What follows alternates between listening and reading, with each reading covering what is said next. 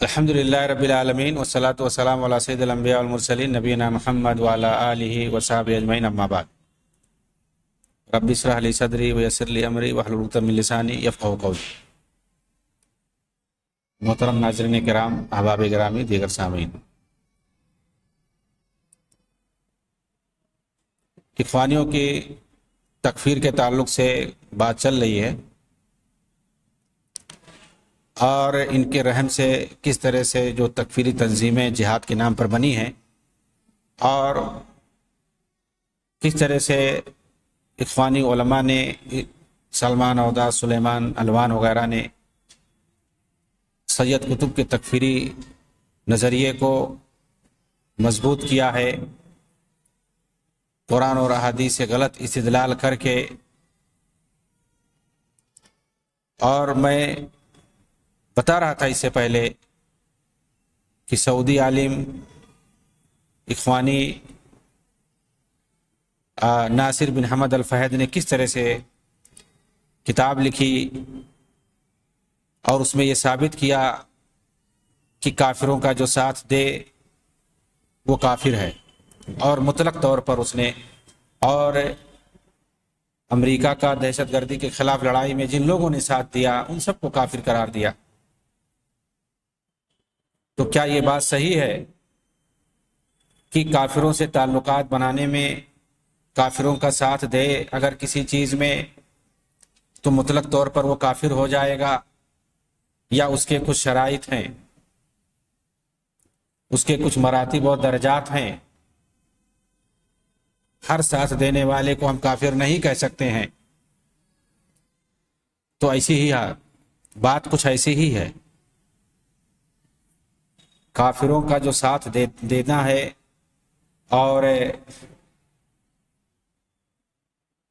ان کے ساتھ تعلقات بنانے کی جہاں تک بات ہے تو اس کے مراتب ہیں، حالات ہیں، درجات ہیں، شرائط ہیں۔ یعنی کافروں کا ساتھ دینے کی وجہ سے مطلق طور پر کوئی کافر نہیں ہو جائے گا،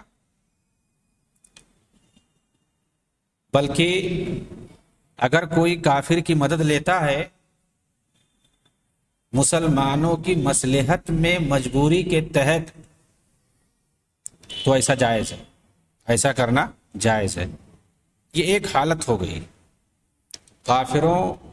کا ساتھ ہم کب دے سکتے ہیں، ان کی مدد ہم کب لے سکتے ہیں؟ تو اگر کوئی کافروں سے مدد لیتا ہے مصلحت عامہ کی روشنی میں کسی مجبوری کے تحت، جیسے کوئی ملک پہ حملہ کر رہا ہے، اب ہمیں مدد لینا ہے کافروں سے کہ اگر کافروں کی مدد کی وجہ سے مسلمانوں کو بچایا جا سکتا ہے اور یہ مصلحت عامہ میں ہے تو جائز ہے۔ اسی صورت میں اگر کوئی ان کا ساتھ دیتا ہے کافروں کا مگر اسے دین اسلام سے کوئی نفرت نہیں ہے، نہ ہی وہ انہیں دل سے چاہتا ہے، یعنی کافروں کو دل سے اسے کوئی محبت بھی نہیں ہے، نہ ہی کفر سے اسے محبت ہے، نہ ہی مسلمانوں سے اسے نفرت ہے، نہ ہی وہ اسلام کو مٹانا چاہتا ہے، بلکہ کسی دنیاوی مصلحت میں وہ ایسا قدم اٹھا رہا ہے۔ ساتھ ہی اس کا یہ اعتقاد ہے کہ وہ جس کا ساتھ دے رہا ہے وہ کافر ہے اور یہ غلط ہے، مجبوری میں ساتھ دے رہا ہے، تو ایسی صورت میں یہ فسق ہوگا، ایسا کرنے والا فاسق ہوگا، اس کو ہم کافر نہیں کہہ سکتے ہیں۔ ایک گناہ کا مرتکب ہوگا لیکن وہ کافر اس گناہ کی بنیاد پر نہیں ہو جائے گا۔ لیکن اگر کوئی کافروں کا ساتھ دیتا ہے اسلام سے نفرت کی وجہ سے، مسلمانوں سے نفرت کی وجہ سے، اسلام کو کمزور کرنے کی نیت سے، یا کافروں سے محبت کی وجہ سے، تو ایسی صورت میں وہ کافر ہو جائے گا۔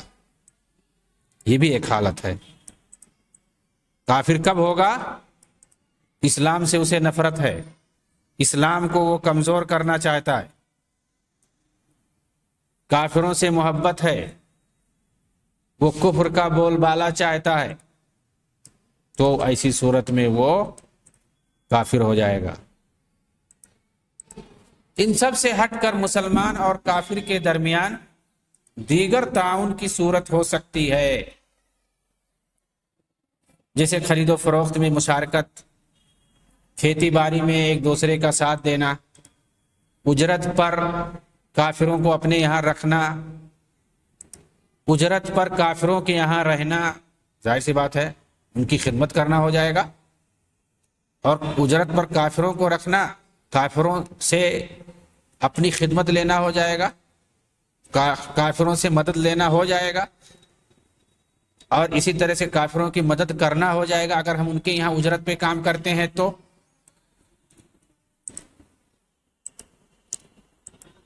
ان سے کچھ ادھار لینا، ان کے پاس رہن رکھنا، ان سے ادھار لے کر کے کچھ ان کے پاس رہن رکھ دیا، تو یہ ساری چیزیں جائز ہیں، یہ ساری چیزیں دنیاوی چیزیں ہیں، اور اس میں کوئی عقیدہ وغیرہ کا مسئلہ نہیں ہے، ان سب کی نظیر موجود ہے، ساری باتیں جو میں نے بتائی ہیں ان کی ساری مثالیں موجود ہیں۔ چنانچہ خود نبی اکرم صلی اللہ علیہ وسلم کی وفات ہوئی، اس وقت آپ کی زرہ ایک یہودی کے پاس رہن میں تھی، 30 سا جو پر، جسے آپ نے گھر خرچی کے لیے ایک یہودی سے لے رکھا تھا۔ خیبر کے یہودیوں سے نصف پر کھیت دینا طے کیا تھا آپ نے، خیبر کی جو کھیتی باڑی تھی اور جو باغات تھے وہاں کے یہودیوں کو آپ نے دے دیا تھا کہ تم لوگ کام کرو اور آدھا آدھا لیں گے، ظاہر سی بات ہے اپنی کھیتی دینا ان کو کہ تم لوگ کام کرو، تو کھیتی میں مشارکت ہو گئی۔ علی بن ابی طالب رضی اللہ تعالیٰ عنہ نے بنو قینقاع کے ایک یہودی کے ساتھ مل کر تجارت کی تھی تاکہ کچھ پیسہ اکٹھا کر کے آپ ولیمہ کر سکیں، تو تجارت میں مشارکت بھی صحیح ہے، اگر صحیح نہیں ہوتا تو ایسا نہیں کرتے، یہ اللہ کے رسول کا زمانہ تھا، آپ صلی اللہ علیہ وسلم کو پتا تھا اس بارے میں۔ عبداللہ ابن اریکت دیلی کو آپ نے اجرت پر رکھا ہوا تھا ہجرت کے وقت، جبکہ وہ اس وقت کافر تھے عبداللہ ابن اریکت۔ حنین جاتے وقت صفوان ابن امیہ سے آپ نے کچھ زرہیں اور تلوار ادھار میں لے رکھی تھی، جبکہ وہ کافر تھے اس وقت۔ ایک یہودی غلام آپ کی خدمت کرتا تھا، یہ بھی تعاون کی ایک شکل ہے۔ ایک دن وہ نہیں آیا، آپ اس کے گھر گئے، دیکھا تو وہ بیمار تھا، آپ اس کی عیادت کے لیے گئے تھے، اور آپ کا جانا اس کے یہاں عیادت کے لیے اس کے اسلام لانے کا سبب بن گیا۔ آپ نے اس سے کہا، چونکہ وہ آخری وقت میں تھا، مرض الموت میں تھا، آپ نے کہا اسلام لے آؤ، تو اس کا باپ کھڑا ہوا تھا بغل میں، اس کو دیکھنے لگا، تو اس کے باپ نے کہا، وہ سمجھدار تھا، اس نے کہا یا بنیا اتے ابو القاسم، اے میرے لڑکے ابو القاسم جو کہہ رہے ہیں ان کی بات تم مان لو، تو وہ اسلام لے آیا، اس وقت مسلمان ہو گیا۔ تو بہرحال میں بتا رہا تھا، یہودی ایک خادم تھا آپ کا، آپ کی خدمت کرتا تھا، یعنی آپ ایک یہودی کو رکھے ہوئے تھے اپنی خدمت کے لیے، یہ بھی تعاون کی ایک شکل ہے، آپ گویا کافر سے خدمت لے رہے تھے، یعنی مطلب یہ پتہ یہ چلا کہ دنیاوی بہت سارے معاملات میں کافروں کے ساتھ تعاون جائز ہے، ان کے ساتھ مل کر کام کرنا درست ہے، جیسا میں نے بتایا بہت ساری روشنی میں۔ اگر کفار کی طرف سے یہ مطالبہ ہو کہ ہم ان کے ساتھ مل کر کسی ایسی چیز پر تعاون کریں جسے اسلام کے اندر بھی غلط سمجھا گیا ہو، یہ غور سے سننے والی بات ہے۔ وار آن ٹیرر کی بات میں کر رہا ہوں، دہشت گردی کے خلاف جنگ، اس کو جو ہے لے کر کے خوارجی وقت جو ہیں، اخوانی تحریکی اور جتنی جو خارجی تنظیمیں ہیں، یہ لوگ اس میں سوچا چھوڑتے ہیں کہ وار آن ٹیرر کو لے کر کے بہت سارے مسلم ممالک کافروں کا ساتھ دے رہے ہیں، اور اسی بنیاد پر مسلمانوں کے لوگ تکفیر کرتے ہیں۔ تو اسی پس منظر میں یہ وضاحت میں کر رہا ہوں کہ اگر کفار کی طرف سے یہ مطالبہ ہو کہ ہم ان کے ساتھ مل کر کسی ایسی چیز پر تعاون کریں جسے اسلام کے اندر بھی غلط سمجھا گیا ہو اور اسی کے خلاف مل کر لڑنے کی بات ہو، جیسے فتنہ و فساد پھیلانے والوں کے خلاف لڑائی، نشہ آور اشیاء کے خلاف لڑائی، ان ساری چیزوں کی اسمگلنگ کرنے والوں کے خلاف لڑائی، دہشت گردی کے خلاف لڑائی جس میں دھوکے سے قتل کرنا، خود کش دھماکہ کرنا، بغاوت کرنا، اغوا کرنا اور اس طرح کے ایسے ہولناک اور تباہ کن اعمال جن سے امن و امان غارت ہو اور لوگ خوف و دہشت میں مبتلا ہوں، ایسی تمام صورتوں میں آپسی تعاون میں کوئی حرج نہیں ہے۔ دیکھیے ایک بات ذہن میں رکھیے، اللہ کے رسول نے کہا تھا دور جاہلیت میں عبداللہ ابن جدعان کے گھر کے اندر مکہ میں اہل مکہ نے ایک میٹنگ کی تھی کہ ظلم کے خلاف اتحاد بنایا تھا ان لوگوں نے کہ مکہ کے اندر اگر کسی پر ظلم ہوا، کسی نے کسی کو ستایا، خاص طور سے کوئی باہر سے آئے، کوئی پیسہ لے نہ دے، کوئی تاجر ہو یا اور کوئی معاملہ ہو، تو اس کی مدد کی جائے گی، جس کو حلف الفضول کہا جاتا ہے۔ اللہ کے رسول نے فرمایا تھا کہ اگر اس طرح کے اتحاد کے لیے ہمیں بلایا جائے گا تو میں سب سے پہلے جاؤں گا۔ مطلب یہ ہے کہ اگر کسی ایسی چیز کے خلاف اگر تعاون کرنا ہو جسے اسلام میں بھی غلط سمجھا گیا ہو اور اس کے خلاف مل کر لڑنے کی بات ہو، تو ایسی صورت میں تعاون کرنا، ساتھ دینا کافروں کا غلط نہیں ہے۔ خاص طور سے وار آن ٹیرر کو لے کر کے، کیونکہ اسلام نے امن و امان برپا کرنے پر ابھارا ہے اور اس کی تعریف کی ہے۔ امن و امان کی اصل حیثیت ہے، نبی رحمت کا ارشاد ہے، من اصبح منکم آمنا فی سربہ معافا فی جسدہ عند قوت یومہ فکأنما حیزت لہ الدنیا بحذافیرہا۔ یہ سنن ترمذی کے اندر روایت ہے عبید اللہ ابن محسن الختمی رضی اللہ تعالی عنہ سے، کہتے ہیں کہ اللہ کے رسول نے فرمایا، تم میں سے جس نے بھی صبح کی اس حال میں کہ وہ اپنے گھر میں یا قوم کے اندر امن و امان سے ہو، جسمانی لحاظ سے بالکل تندرست ہو، دن بھر کی روزی اس کے پاس موجود ہو، تو گویا اس کے لیے پوری دنیا سمیٹ دی گئی۔ امن و امان سے ہو، مفہوم یہ ہے کہ امن و صحت کے ساتھ ایک دن کی روزی والی زندگی دولت کے انبار والی اس زندگی سے کہیں بہتر ہے جو امن و صحت والی نہ ہو، امن و امان والی زندگی جو نہ ہو۔ گویا انسان کو مال و دولت کے پیچھے زیادہ نہیں بھاگنا چاہیے بلکہ صبر و قناعت کا راستہ اختیار کرنا چاہیے، کیونکہ امن و سکون اور راحت و آسائش اسی میں ہے۔ اسی طرح سے دیکھیے صحیح بخاری کے اندر مروی ہے، خباب ابن ارد رضی اللہ تعالیٰ عنہ سے کہتے ہیں، شکونا الی رسول اللہ صلی اللہ علیہ وسلم وهو متوسد بردة له في ظل الكعبة قلنا له الا تستنصر لنا الا تدعو الله لنا قال كان الرجل في من قبلكم يحفر له في الارض الى آخر الحدیث۔ خباب ابن ارد رضی اللہ تعالیٰ عنہ سے روایت ہے، کہتے ہیں کہ ہم نے اللہ کے رسول سے شکایت کی، آپ اس وقت اپنی ایک چادر پر ٹیک دیے ہوئے خانے کعبہ کے سائیں بیٹھے ہوئے تھے۔ ہم نے آپ کی خدمت میں جا کر کے عرض کیا، اللہ کے رسول آپ ہمارے لیے مدد کیوں نہیں طلب فرماتے، ہمارے لیے اللہ سے دعا کیوں نہیں مانگتے، ہم کافروں کی تکلیف سے تنگ آ چکے ہیں،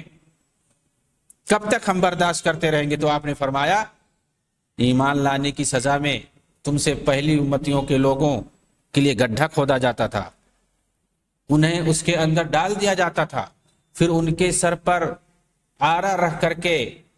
ان کے جسم کے 2 ٹکڑے کر دیے جاتے تھے، پھر بھی وہ اپنے دین سے نہیں پھرتے تھے۔ لوہے کے کنگھے ان کے گوشت میں دھنسا کر ان کی ہڈیوں اور پٹھوں پر پھیرے جاتے تھے، پھر بھی وہ اپنا ایمان نہیں چھوڑتے تھے۔ اللہ کی قسم، یہ امر یعنی اسلام، یہ دین اسلام کمال کو پہنچے گا، اور ایک زمانہ آئے گا کہ ایک سوار مقام صنع سے حضرہ موت تک سفر کرے گا، لیکن راستوں کو کے پرامن ہونے کی وجہ سے اسے اللہ کے سوا کسی کا ڈر نہیں ہوگا، یا صرف بھیڑیے کا خوف ہوگا کہ کہیں اس کی بکریوں کو نہ کھا جائے۔ لیکن تم لوگ تو جلدی کر رہے ہو، وَلَٰكِنَّكُمْ تَسْتَعْجِلُونَ۔ اسلام امن و امان چاہتا ہے، پرامن ماحول کو خوف و دہشت میں مبتلا کرنے کو حرام کہتا ہے، اور ایسا ہولناک ماحول برپا کرنے کو فساد فی الارض میں شمار کیا جاتا ہے، جس سے لڑنا، اسے ختم کرنا ضروری سمجھا گیا۔ خوارج سے لڑنے کے لیے اسی لیے حکم ہے حدیثوں کے اندر، انہیں سب سے بری مخلوق اسی لیے کہا گیا ہے کیونکہ وہ مسلمانوں کے اندر دہشت پھیلاتے ہیں، یہاں تک کہ انہیں کلاب النار کہا گیا، اور انہیں قتل کرنے والوں کے لیے جنت کی خوشخبری سنائی گئی ہے۔ اب ایسی صورت میں اگر کوئی کافر ملک ہم سے مل کر لڑائی کا مطالبہ کرے تو ہم اس کے ساتھ مل کر لڑ سکتے ہیں، چند شرائط کے ساتھ۔ وہ شرائط کیا ہیں؟ ان شرائط پر دھیان رکھنا ضروری ہے کہ ہم کافر ملک کا ساتھ کیسے دیں گے، کن شرائط کے ساتھ۔ جن کے خلاف یعنی وار آن ٹیرر کو لے کر کے، دہشت گردی کے خلاف جو لڑائی میں شریک ہونا ہے ہمیں کافر ملکوں کے ساتھ، اس میں کن شرائط کا ہمیں پاس اور لحاظ رکھنا ہوگا۔ جن فسادیوں اور دہشت گردوں کے خلاف یہ لڑائی لڑنے کی بات کی جا رہی ہے، یہ اگر مسلمان ہوں تو ان سے لڑنے کی ذمہ داری مسلمانوں کو خود لینا پڑے گی، اور اس ملک سے اسلحے کے ذریعے مدد حاصل کریں، یعنی کافر ملک اسے کہیں کہ بھی ہمارا ملک ہے، ہمارے ملک میں اگر دہشت گرد کوئی ہے تو ہم اس سے خود لڑیں گے، ہاں تم کیا کرنا، اسلحہ ہمیں دینا،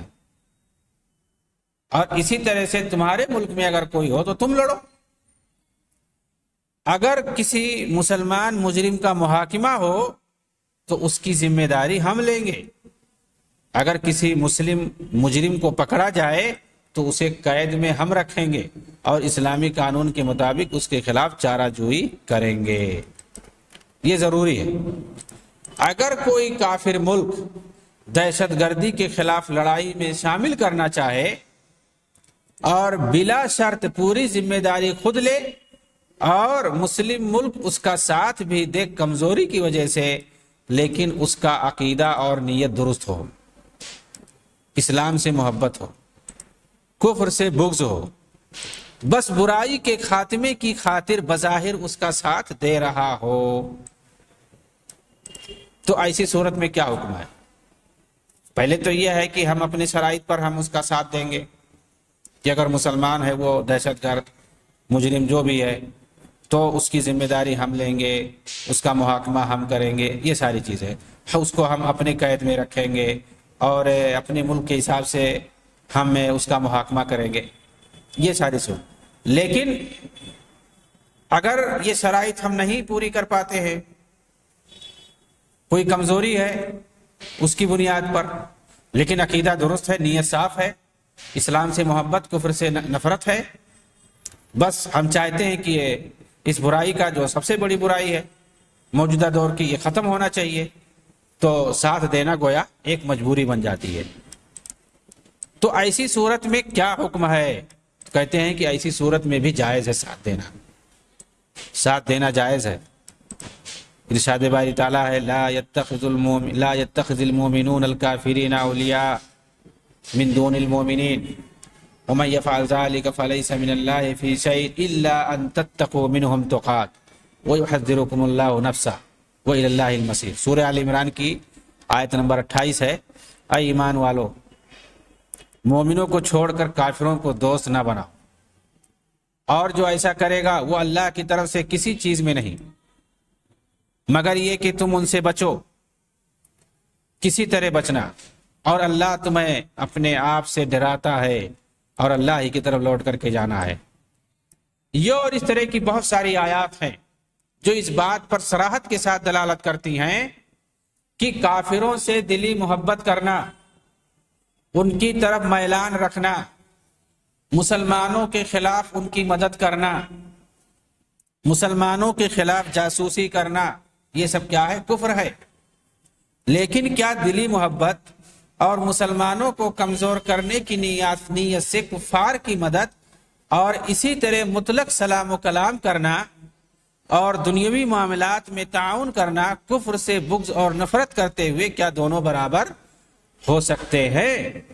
یعنی ایک طرف ہے دلی محبت رکھ رہا ہے، مسلمانوں کو کمزور دیکھ رہا اور کافر سے محبت رکھ رہا، لیکن دوسری طرف کیا ہے؟ مطلق سلام و کلام ہے،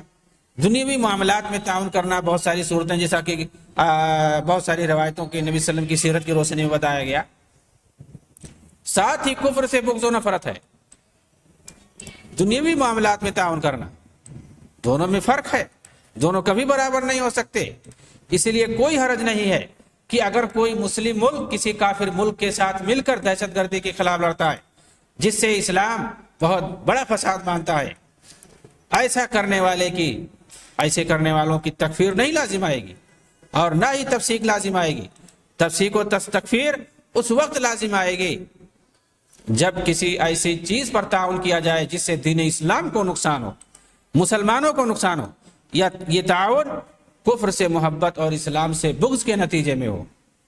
اس کی واضح دلیل قرآن کریم کی آیت ہے، یا ایھا الذین آمنوا لا تتخذوا آباءکم واخوانکم اولیاء ان استحبوا الکفر علی الایمان ومن یتولهم منکم فاولئک هم الظالمون قل ان كان آباؤكم وابناؤكم واخوانكم وازواجكم وعشيرتكم واموال اقترفتموها وتجارة تخشون كسادها ومساكن ترضونها احب اليكم من الله ورسوله وجهاد في سبيله فتربصوا حتى ياتي الله بامره والله لا يهدي القوم الفاسقين۔ کہ ایمان والو،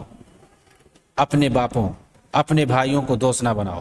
اگر وہ ایمان کے مقابلے میں کفر سے محبت رکھیں۔ یہ شرط لگائی گئی ہے، اگر کوئی یعنی مسلمان ہے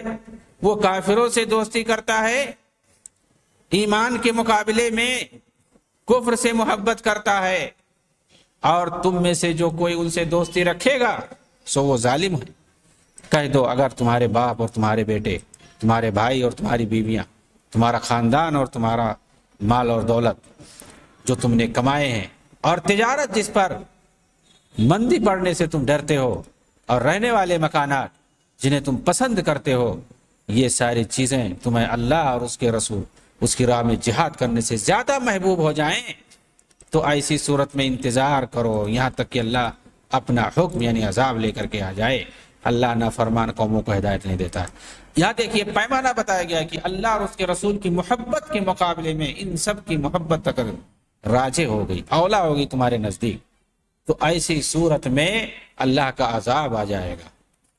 پہلی آیت میں دیکھیں گے کہ کس طرح سے کفار سے دوستی کو اس حالت میں حرام کہا گیا ہے جب کفر کو ترجیح دی جائے اور اس سے محبت کی جائے۔ اسی طرح سے دوسری آیت میں جب اللہ اور اس کے رسول کی محبت کے مقابلے میں دیگر دنیاوی امور سے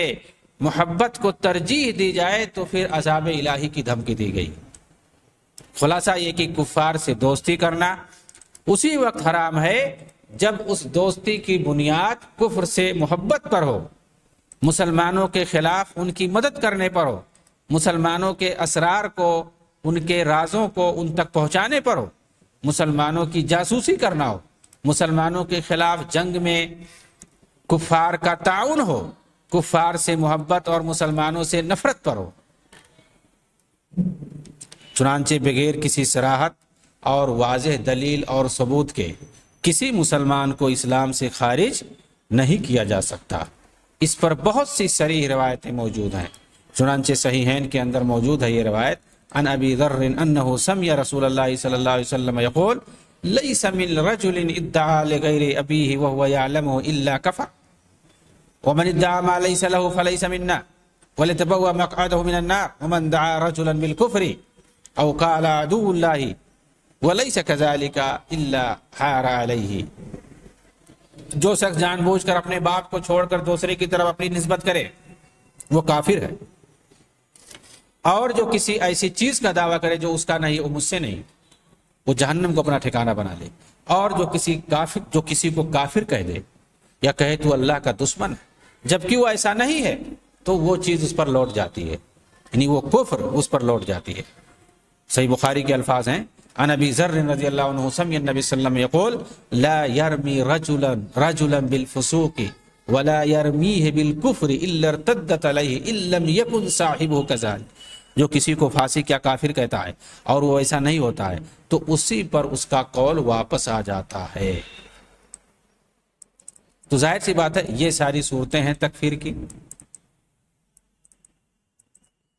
ان کے پاس جو دلائل ہے مشتبہ، سارے مشتبہ دلائل ہیں،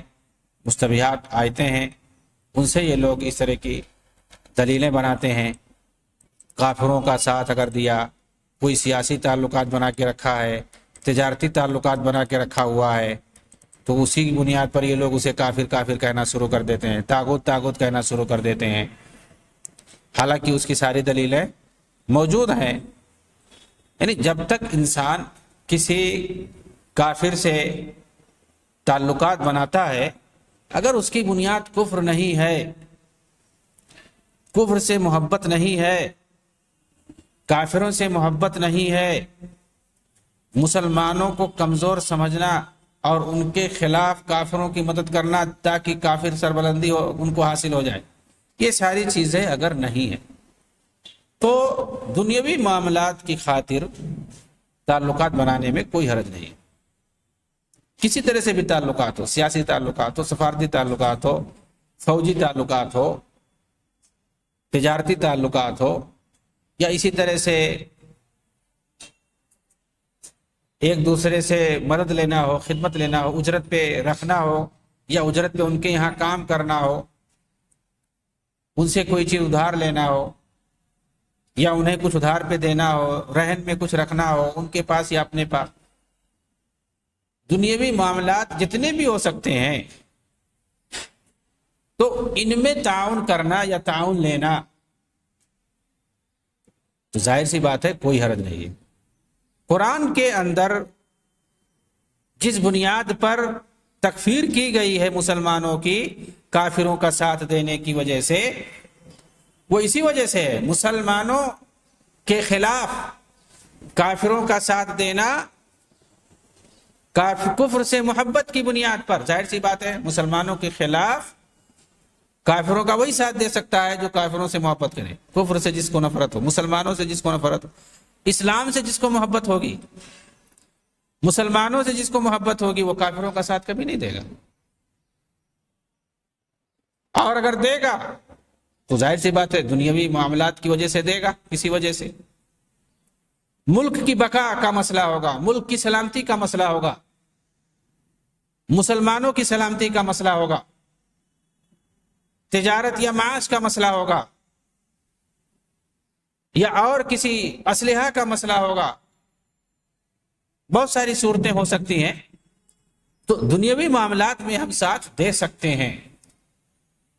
دنیاوی معاملات میں ساتھ دینے میں کوئی حرج نہیں ہے۔ یا اسی طرح سے دہشت گردی کے خلاف لڑائی ہو، یا کوئی سماجی برائی ہو اس کے خلاف لڑائی ہو، نشہ آور چیز کے خلاف لڑائی ہو، بہت ساری چیزیں ہوتی ہیں، اقوام متحدہ کے ذریعے سے بہت سارا کام انجام دیا جاتا ہے، اس میں سارے لوگ مل کے کام کرتے ہیں، تو کوئی سماجی برائی ہو، کوئی قومی برائی ہو، کوئی عالمی برائی ہو، یا کوئی ایسی چیز ہو جس کی بنیاد پر امن و امان غارت ہو رہا ہو، امن و سلامتی غارت ہو رہی ہو، اور اس کے خلاف لڑنے کی بات ہو، تو اس میں کوئی حرج نہیں ہے۔ حلف الفضول کی مثال موجود ہے کہ اللہ کے رسول نے کس طرح سے کہا تھا، ایسے جو ہے اتحاد میں اور ایسے اس طرح کے تعاون کرنے میں اگر مجھے بلایا جائے تو میں جاؤں گا۔ جب اللہ کے رسول جاہلیت کے دور میں اس وقت شاید آپ کی عمر 30-35 سال کی تھی، اور عبداللہ ابن جدعان کے گھر میں میٹنگ ہوئی تھی ظلم کے خلاف، کہ کسی پر بھی اگر ظلم کیا گیا، ظاہر سی بات ہے وہ لوگ کافر تھے، اور اللہ کے رسول نے بعد میں کہا تھا، بعثت کے بعد یہ بات کہی تھی، یعنی اگر ظلم کے خلاف اگر کوئی اتحاد بنتا ہے تو وہ کافر ہی کیوں نہ بنائے، اس کے اندر انسانیت ہو تو ایسی صورت میں اس کا ساتھ دینے میں کوئی حرج